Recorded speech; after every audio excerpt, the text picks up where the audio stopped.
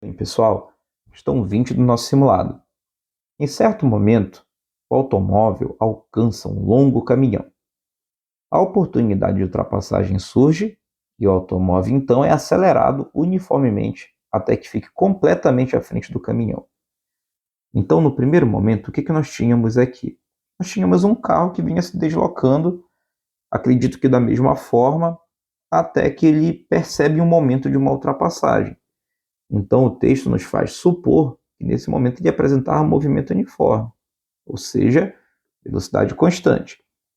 Quando ele alcança o caminhão e decide ultrapassar, ele acelera. Então, nós vamos ter um movimento uniformemente variado, com aceleração positiva, aumento de velocidade. Nesse instante, o motorista alivia o pé e o automóvel reduz a velocidade. Então, no terceiro momento, nós teremos um movimento uniformemente variado, onde a nossa aceleração será negativa, uma redução de velocidade, até voltar à condição inicial. Então, a condição inicial é que nós temos no item 1, um movimento uniforme, ou seja, velocidade constante. A figura abaixo apresenta 5 gráficos de distância d versus o tempo.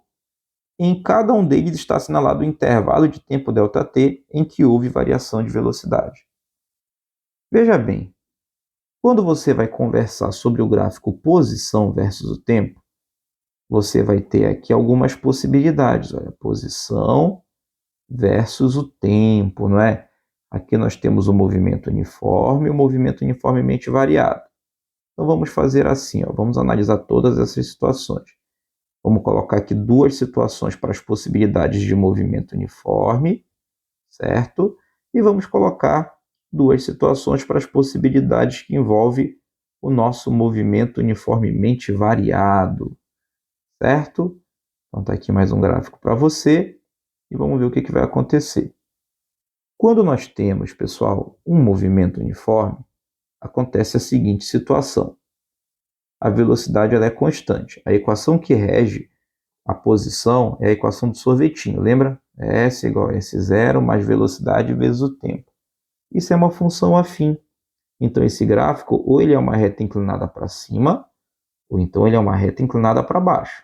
Tudo certo? Se você vê o gráfico da posição versus o tempo e for uma reta, está de frente então com o caso de movimento uniforme. Agora, nos casos que você tem um movimento uniformemente variado, a equação que rege esse comportamento é o sorvetão. ΔS, que é igual a V0t, mais ou menos AT quadrado sobre 2. Esse quadrado aqui do t, ele nos demonstra que nós temos uma função quadrática. Então, esse gráfico, ou ele é uma parábola de concavidade voltada para cima, ou uma parábola de concavidade voltada para baixo.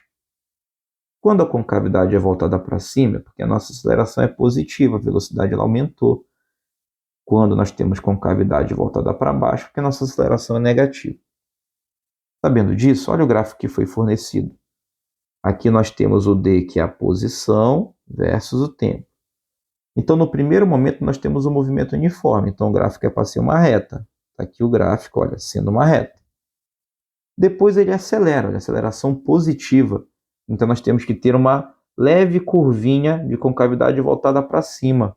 Tá bom? Teremos, então, uma leve curvinha de concavidade voltada para cima. Está aqui ela. Depois ele alivia o pé e freia. Então nós temos que ter uma leve curvinha de concavidade voltada para baixo.